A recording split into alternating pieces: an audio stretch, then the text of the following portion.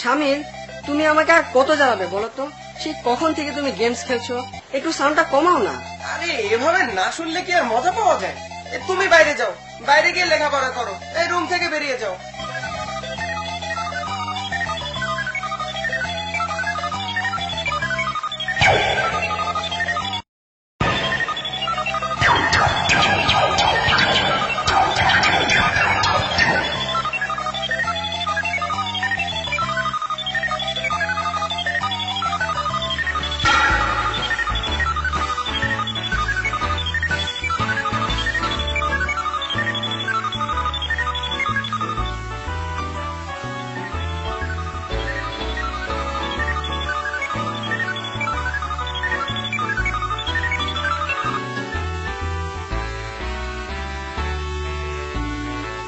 আমরা দুজনেই একই রুমে থাকি, 2 ঘন্টা যাবত তুমি আমাকে এভাবে কষ্ট দিচ্ছ।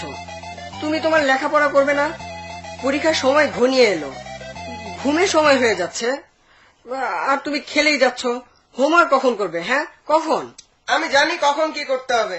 ভাই, দয়া করে তুমি আমার ব্যাপারে নাক গলিও না। আমি কিন্তু তাহলে আব্বু আম্মুকে সব জানিয়ে দিচ্ছি, ঠিক আছে? ঠিক আছে, ঠিক আছে। কয়েক মিনিটের ভেতরই আমি গেম শেষ করছি, এরপরে আমার হোমওয়ার্ক করব, আর ইনশাআল্লাহ আগামীকাল থেকে সব কাজ ঠিকঠাক ভাবে করব। শিক্ষা বছর তো প্রায় শেষ হতে চললো, তুমি খেলা ছাড়ার কিছুই বুঝছো না। এভাবে চললে তুমি তোমার জীবনটাকে শেষ করে ফেলবে। আমাকে শেষ সুযোগ দাও, এরপরে তুমি দেখবে আমি কি করছি। তুমি সত্যিই আমার কাজে খুশি হবে। ঠিক আছে, আমি দেখছি তুমি কি করো।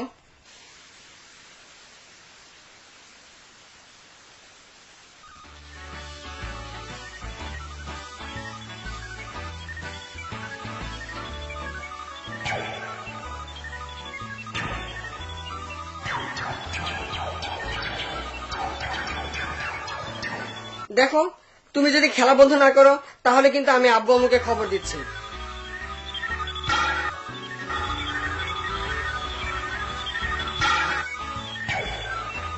না না না না, এটা সহ্য করা যায় না। মা, মামুনি, এই কি হয়েছে ওখানে? হ্যাঁ, মা, তুমি দয়া করে এদিকে এসো। ভাইয়া, তুমি এটা কেন করলে? আম্মুকে তুমি কি বললে? আমি মাকে সব বলবো, তাহলে তিনি হয়তো সমস্যার একটা সমাধান করে দিবেন। ঠিক আছে ভাইয়া, ঠিক আছে। মাহসিন, কি হয়েছে বলো, বলো কি হয়েছে? দেখো মা, স্বামীর লেখাপড়া করে না, শুধু এটাই নয়, সব সময় খালি গেম খেলে। সে আমাকে খুব ডিস্টার্ব করে, ওর জন্য আমার লেখাপড়ার অনেক ক্ষতি হচ্ছে। আমি তাকে অনেকবার বলেছি, কিন্তু সে কোনো কথাই শুনছে না। না আম্মু, আমি খেলি বটে, তবে লেখাপড়াও করি। আমার ব্যাপারে ওরা তো কথা কেন? ঠিক আছে মাহসিন, তুমি একটু রুমের বাইরে যাও, আমি স্বামীদের সাথে একটু কথা বলি। ঠিক আছে মা। হে আল্লাহ, আমার ভাইকে তুমি সঠিক পথে চালাও, তাকে কল্যাণের দিকে নিয়ে এসো। শামিল, এভাবে আর কতদিন চলবে? পরীক্ষা একেবারে দরজার গোড়ায়, লেখাপড়ার কোনো খবর নেই। তোমরা আমাকে কেউ ভালোবাসো না। না বাবা, তুমি আর মাহসিন আমার কাছে সমান, তোমাদের দুজনকেই আমি ভালোবাসি। কিন্তু কিন্তু আবার কি আম্মু? দেখো, তোমার ভাই স্কুল থেকে এসে কাপড় চোপড় পাল্টায়, তারপরে হাত মুখ ধুয়ে অজু করে এসে নামাজ পড়ে, তারপরে খাওয়া দাওয়া করে একটু বিশ্রাম নেয়, এরপর হোমওয়ার্ক সেরে নেয়, তারপর কোনোদিন খেলতে যায় বা বাসায় বসে কার্টুন দেখে। তাতে কি, আমিও তো ওর মতোই করি। তোমার ভাই সময়কে কাজে লাগায়, কিন্তু তুমি সময়ের অপচয় করো। তুমি কি প্রবাদ বাক্যটির কথা জানো না, যেখানে বলা হয়েছে সময় তরবারির মতো, যদি তুমি তা দিয়ে না কাটো তাহলে সেই তোমাকে কেটে ফেলবে। সময়কে তুমি কাজে লাগাও না। তোমরা কি চাও আমি একেবারেই খেলা ছেড়ে দেই, মোটেও না খেলি? না, তা আমরা চাই না। খেলাটাই জীবনের সব নয়, লেখাপড়া করতে হবে, সময়কে কাজে লাগাতে হবে। কিভাবে সময়কে কাজে লাগাবো? তা তোমাকেই ঠিক করতে হবে। দেখো তোমার ভাই, সে কিভাবে নিজের সময়কে কাজে লাগাচ্ছে। না মা, সে আমাকে মোটেই ভালোবাসে না। না বাবা, তোমার ধারণা ঠিক না, সে তোমাকে অনেক ভালোবাসে। ঠিক আছে মা, আমি আজ থেকে ভাইয়ার মতোই সময়কে কাজে লাগাবো, আজ থেকে সব গুছিয়ে নেব। তুমি আমার সাথে ওয়াদা করছো, কিন্তু একজন মুসলমান কোনো ওয়াদা করলে তা অবশ্যই পূরণ করে। মা, আমি আমার ওয়াদা অবশ্যই পালন করবো ইনশাআল্লাহ। ঠিক আছে বাবা, ঠিক আছে।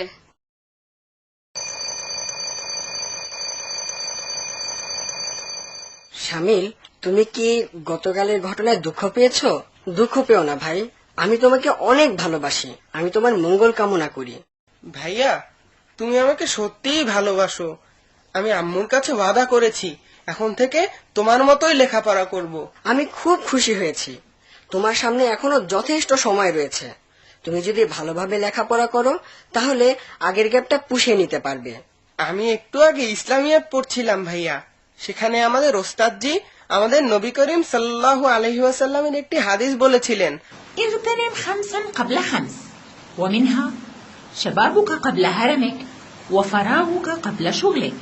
রাসূল সাল্লাল্লাহু আলাইহি ওয়াসাল্লাম সত্যিই বলেছেন। তা ভাই, এর থেকে তুমি কি শিক্ষণীয় পেলে? ছোট সময়ে শরীরে শক্তি সামর্থ্য থাকে, সুস্থ থেকে লেখাপড়া ধর্মকর্ম করা যায়।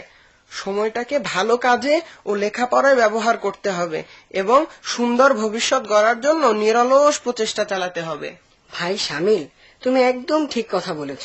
আমরা আমাদের অবসর সময়কে কাজে লাগাবো। ক্লাসের লেখাপড়া ছাড়াও আমরা অনেক ভালো কাজ করতে পারি। এই যেমন বলো ভাইয়া, যেমন? যেমন আমরা কোরআন হিফজ করতে পারি, ইসলাম সম্পর্কে লেখাপড়া করতে পারি, যেসব বিষয়ে দুর্বল সেসব বিষয় বারবার পড়ে আয়ত্ত করতে পারি, সময় সুযোগ পেলে বিদেশি ভাষাও শিখতে পারি। তাছাড়া কম্পিউটারে নতুন নতুন প্রোগ্রাম শিখতে পারি। আমরা যেমন খেলাধুলা করব তেমনি সময়টাকে কাজেও লাগাবো। একজন মুসলমান সব ব্যাপারে অবশ্যই সচেতন থাকবে, সবকিছুকে ঠিকঠাক মতো আঞ্জাম দিয়ে যাবে। আসলে কি জানো, সময় স্বর্ণের চেয়েও মূল্যবান। এজন্যই প্রবাদ বাক্যে বলা হয়েছে, সময় তরবারির মতো, যদি তুমি তা দিয়ে না কাটো তাহলে সেই তোমাকে কেটে ফেলবে। বাহ, কি চমৎকার কথা, কতই না সুন্দর কথা। আরে ঘন্টা পড়ে গেল, চলো চলো যাই। চলো যাই।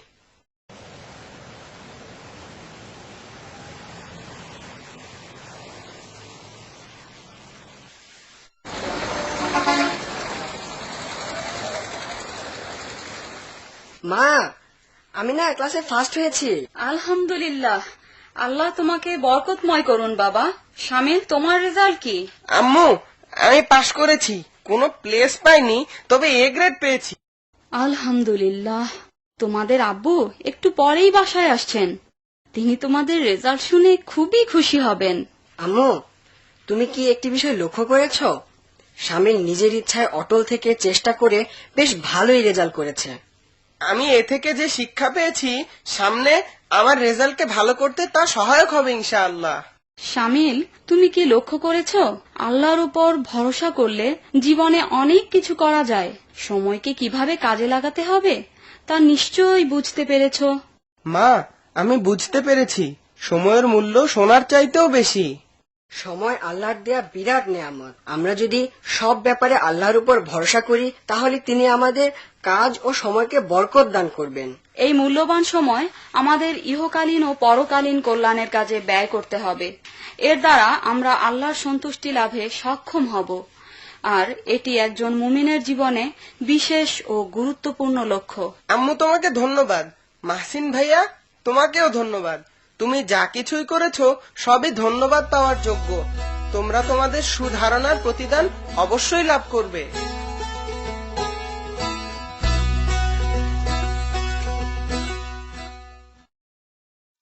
نغتنم الوقت لا لا لا لا بما ينفع لا لا لا لا ونسير إلى الهدف الأرفع لا لا لا لا لا لا نغتنم الوقت لا لا لا لا بما يجدي لا لا لا لا ونظل لخالقنا نخضع ونظل لخالقنا نخضع نغتنم الوقت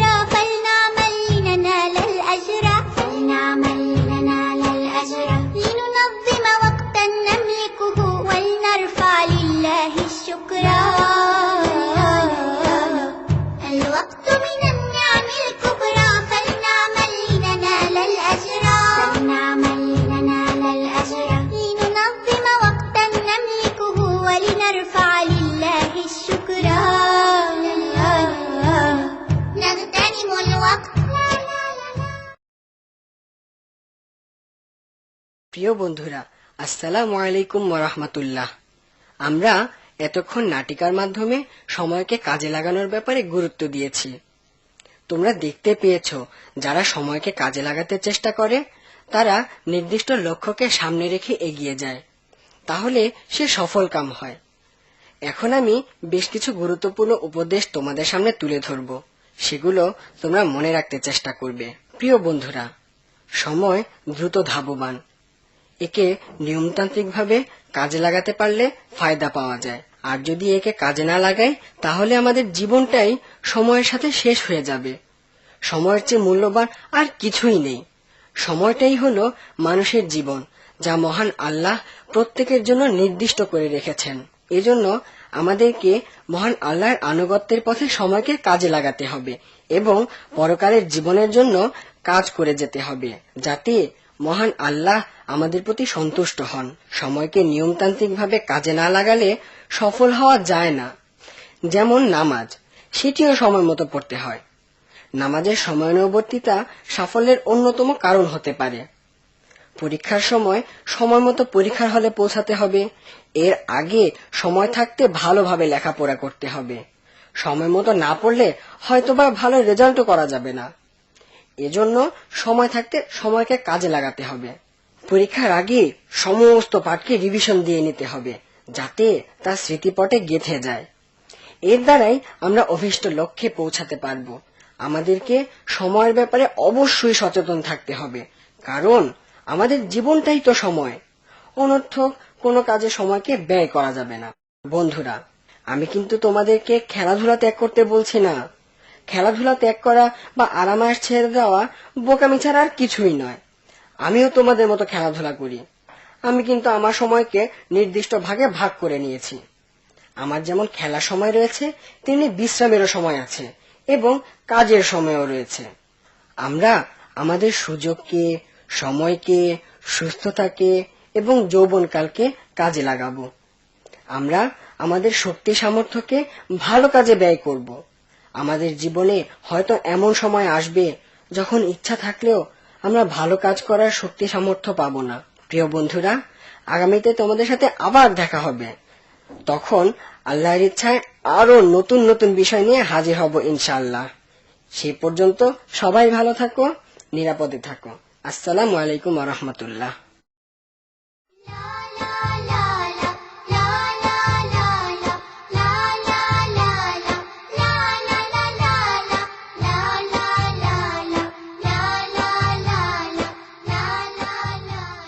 ভাইয়া, তোমাকে একটি গুরুত্বপূর্ণ আয়াতের কথা বলছি। শামিল, কুরআনের সবগুলো আয়াতই তো গুরুত্বপূর্ণ। তা তুমি কোন আয়াতের কথা বলছো? সে আয়াতটি হলো সূরা বনী ইসরাইলের আয়াত। এটি ইসলাম শিক্ষা বইয়ে বারবার অত্যন্ত গুরুত্বের সাথে উল্লেখ করা হয়েছে। আমি এই আয়াতটি মুখস্থ রেখেছি। ও আচ্ছা আচ্ছা, আমি বুঝতে পেরেছি। এটি হচ্ছে সেই আয়াত যে আয়াতে পিতামাতার প্রতি সৎ ব্যবহার করার জন্য উদ্বুদ্ধ করা হয়েছে। মহান আল্লাহ বলেন, বিসমিল্লাহির রহমানির রহিম, ওয়াকাযা রাব্বুকা আল্লা তা'বুদু ইল্লা ইয়্যাহু ওয়া বিল ওয়ালিদাইনি ইহসানা। আর তোমার প্রভু নির্দেশ দিয়েছেন যে তোমরা একমাত্র তাঁরই ইবাদত করবে এবং পিতামাতার সাথে ভালো ব্যবহার করবে। صدق الله العظيم। আল্লাহ সত্যিই বলেছেন। হ্যাঁ শামিল, এটি সত্যিই একটি গুরুত্বপূর্ণ আয়াত। আমরা যদি এই আয়াতের নির্দেশকে মেনে চলি তাহলে আমরা মহান আল্লাহর সন্তুষ্টি অর্জন করতে পারবো। লক্ষ্য করো ভাইয়া, মহান আল্লাহ কিভাবে তাঁর ইবাদতের সাথে পিতামাতার প্রতি ভালো ব্যবহার করাকে জুড়ে দিয়েছেন। হ্যাঁ ভাই শামিল, এটা প্রমাণ করে যে আল্লাহর নিকট পিতামাতার মর্যাদা কত বড়। পিতামাতার প্রতি ভালো ব্যবহার করা অনেক সওয়াবের ও আল্লাহর সন্তুষ্টি অর্জনের কাজ। আবার পিতামাতার সাথে খারাপ ব্যবহার করা আল্লাহর অসন্তুষ্টি ও ক্রোধ ডেকে আনে। মহান আল্লাহর এ কথার অর্থ কি? ওয়াকফিজ লাহুমা জানাহাজ যুল্লি মিনার রাহমাহ। এর অর্থ হলো আমাদের কাজকর্মের মাধ্যমে পিতামাতার প্রতি অনুগত হয়ে থাকবো। সত্যি কি অনুপম বাণী, তাই না? হ্যাঁ ভাইয়া। এছাড়া রাসূলুল্লাহ সাল্লাল্লাহু আলাইহি ওয়াসাল্লামের অনেক হাদিসে পিতামাতার প্রতি ভালো ব্যবহার করার জন্য নির্দেশনা দেওয়া হয়েছে এবং তাদের সাথে খারাপ ব্যবহারকে হারাম করা হয়েছে। ভাইয়া, এসব হাদিস থেকে দু একটি হাদিস শোনাও না। আচ্ছা তাহলে শোনো। এক ব্যক্তি সাল্লাল্লাহু আলাইহি ওয়াসাল্লামের কাছে এসে বলল, হে রাসূল, আমার কাছে সবচেয়ে বেশি কে ভালো ব্যবহারে পেতে পারে? তিনি বললেন, তোমার মা। লোকটি বলল, এরপরে কে? তিনি বললেন, তোমার মা। এরপরে কে? তিনি বললেন, তোমার মা। পুনরায় সে প্রশ্ন করলো, এরপরে কে? তিনি বললেন, তোমার বাবা। ভাইয়া, তুমি কি পিতামাতার সাথে ভালো ব্যবহার কিংবা খারাপ আচরণের কোনো ঘটনা জানো? হ্যাঁ ভাই, আমি একটি ঘটনা পড়েছিলাম যেখানে পিতামাতার অবাধ্যতার ঘটনা উল্লেখ রয়েছে। কাহিনীটা হলো, এক ছোট্ট গ্রামে দুই ভাই বসবাস করত। তাদের পিতার বয়স অনেক বেশি হয়ে যাওয়ার কারণে চলাফেরা করতে খুব কষ্ট হতো। এই দুই ভাইয়ের মধ্যে ছোট যে ভাই, তার পিতার প্রতি খুব সদয় ছিল। সে তার পিতার সব প্রয়োজন পূরণ করত। কিন্তু বড় ভাইটি ছিল সম্পূর্ণ উল্টো। তার বড় ভাই পিতার কোনো খোঁজ খবরই নিত না। মাঝে মধ্যে সে দেখা করত। সে তাদের বাড়িতে তার এই বৃদ্ধ পিতার উপস্থিতিকে একেবারেই মেনে নিতে পারছিল না। সে তার ছোট ভাইকে এই বাবার হাত থেকে নিষ্কৃতি পাবার জন্য খারাপ পরামর্শ দিত। তার ছোট ভাই খুব দৃঢ়তার সাথে তার বড় ভাইয়ের সকল কথা প্রত্যাখ্যান করত। একদিন বড় ভাই রেগে মেগে ছোট ভাইকে বলল, যদি বাবার হাত থেকে নিষ্কৃতি না গ্রহণ করো তাহলে আমি তোমাকে ছেড়ে অনেক দূরে চলে যাব। এ কি ভাইয়া, থেমে গেলে কেন? ঘটনার বাকিটুকু বলো। না রে শামিল, আজকে আর বলবো না। না না ভাইয়া, ঘটনার পুরোটাই শোনাও, আমি আজই শুনতে চাই। আজকে আর নয়, কালকেই বলবো, কারণ খুব সকাল সকাল আমাদেরকে ঘুম থেকে উঠতে হবে রে। ঠিক আছে ভাইয়া, তুমি যেভাবে চাও।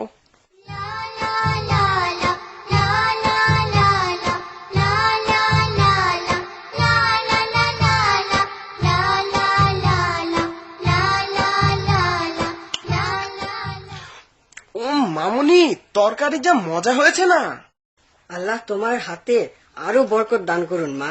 আল্লাহ তোমাদের সুস্থ রাখুন বাবারা। তোমরা আমার সাথে কালকে দোকানে যাবে, কিছু জিনিসপত্র গুছিয়ে দিয়ে আসবে, আর আমি ওদিকে কিছু কাস্টমার বিদায় করব। তুমি যেমনটি চাও বাবা। হে আল্লাহ, আমি তো আগামীকাল বিকালে বন্ধুদের সাথে চিড়িয়াখানায় যেতে চেয়েছিলাম। শামিল, এই শামিল, তোমার আবার কি হলো? কি চিন্তা করছো তুমি? না বাবা, কিছু না, কিন্তু কালকে কখন দোকানে যেতে হবে? দুপুরের খাবার পরে একটু বিশ্রাম নিয়ে দোকানের দিকে যাব। কিন্তু এ কথা জিজ্ঞেস করছো কেন? না মানে আমি আমার বন্ধুদের সাথে চিড়িয়াখানায় যাবার কথা দিয়েছিলাম। বাবা আমাকে মাফ করো, আমি দোকানে তো যেতে পারছি না। তার মানে তুমি তোমার বাবাকে সাহায্য করতে দোকানে যেতে পারবে না? শামিল, তোমার কি হলো? তুমি কি বলছো? বাবা, আমি যে ওদের কথা দিয়েছি। দোকানে অনেক কাজ, মাহসিন একা সামাল দিতে পারবে না। তুমি কালকে না গিয়ে পরের দিন যেতে পারো। তুমি কি রাতের ঘটনাটা ভুলে গেছো? তুমি কিভাবে আব্বার ইচ্ছার বিরুদ্ধে যেতে পারো? বাবা মার কথা তো শুনতে হবে, যদি না তা ইসলামের পরিপন্থী হয়। এই শামিল, কথা বলো। ঠিক আছে আব্বু, আমি বন্ধুদের সাথে যোগাযোগ করে কালকে চিড়িয়াখানায় যাওয়া বন্ধ করে রাখবো। আলহামদুলিল্লাহ, আল্লাহ তোমার সব কাজে বরকত দিন। শামিল খুবই ভালো ছেলে, সে তার আব্বু আম্মুর একান্ত বাধ্য। হে আল্লাহ, তুমি আমাদের মাহসিন ও শামিলকে কবুল করো। মাহসিন, একটু আগে তুমি এমন কি কথা বললে যার ফলে শামিল তার মত পাল্টিয়ে দিল? আরে আব্বু, এটা অতি গোপন ব্যাপার, আর এই গোপন বিষয়টি আমার আর শামিলের মধ্যেই থাকুক, যদি তাতে মহান আল্লাহ এবং আপনাদের সন্তুষ্টি থাকে। আরে কিছু গোপন বিষয়ের রক্ষক থাকতেই হবে, তা না হলে কেন আলামিন বলা হয়েছে?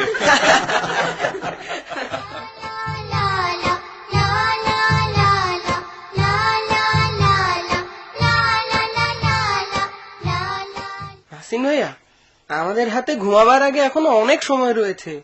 তুমি তোমার ওয়াদা মতো কাজ করো। কোন ওয়াদার কথা বলছো তুমি?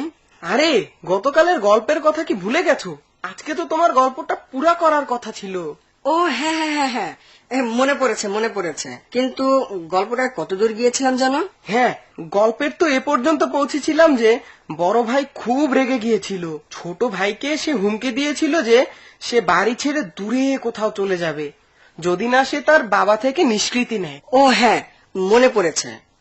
এখন ছোট ভাই পড়ছে উভয় সংকটে, হয় তার ভাইকে হারাতে হবে অথবা বাবাকে হারাতে হবে।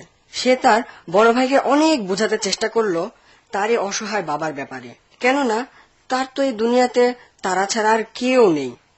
এই বাবাই ছোটকালে তাদেরকে কত কষ্ট করে মানুষ করেছে, এই আশায় যে আমরা বড় হয়ে তাকে সাহায্য করব। কিন্তু বড় ভাই কোনো কথাই শুনলো না, বরং সে ছোট ভাইকে বিভিন্ন প্ররোচনা দিতে থাকলো। বলে, আরে বাবা তো একেবারে বুড়িয়ে গেছে, সে তো কিছুই করতে পারে না, সে আমাদের ঘাড়ে বোঝা হয়ে আছে। আর এই বুড়া বাবা কয়দিনে বা বেঁচে থাকবে? এই বাবা আমাদেরকে খুবই যন্ত্রণা দিচ্ছে। বড় ভাই বলল, তুমি দ্বিধায় পড়ো না, আমি একটা পথ বের করব, যার দ্বারা এই বাবার হাত থেকে আমরা নিষ্কৃতি লাভ করতে পারবো। কি পথ ভাইয়া? তারা কি তাদের বাবাকে হত্যা করবে? না শামিল, না। তারা একমত হলো যে তারা বাবার কাছ থেকে নিষ্কৃতি লাভ করবে এইভাবে যে রাতের বেলায় বড় ভাই একটা বিরাট ঝুড়ি বা চাটাই নিয়ে এলো এবং তার বাবাকে ওই ঝুড়ির মধ্যে রাখলো। সে যখন তার ছেলেদেরকে জিজ্ঞেস করলো কেন তাকে এই ঝুড়িতে উঠাচ্ছে, তারা বলল, তুমি ভয় করো না বাবা, তোমাকে নিয়ে আমরা দূর দেশে বেড়াতে যাচ্ছি, তাহলে তোমার শরীরটাও একটু ভালো থাকবে। তারা তার বাবাকে পিঠে করে নিয়ে দূর দেশে অজানা পথে এগিয়ে চলল। হায় আল্লাহ, ওরা তাদের বাবাকে কি করতে চায়? বাকি জীবন আমি তাদের খিদমত করে যাব। আল্লাহ তোমায় বরকত দিন। প্রিয় বন্ধুরা, আমরা তোমাদের সকলের কাছে এই প্রত্যাশা করি যে তোমরা যেন আমার ছোট ভাই শামিলের মতো এরকম অঙ্গীকার করো। তুমি ঠিক কথাই বলেছ। চলো এখন আমরা তাড়াতাড়ি ঘুমিয়ে পড়ি, যেন সকাল সকাল উঠে নামাজ পড়তে পারি। কেন রে শামিল, তুমি না একটু আগে বলেছিলে সারা রাত জেগে থাকবে, এখন আবার ঘুমাতে চাও কেন? আরে ভাইয়া, গল্প তো শেষ হয়ে গেছে, উপদেশও পেয়ে গেছি, তাহলে আর রাত জাগবো কেন?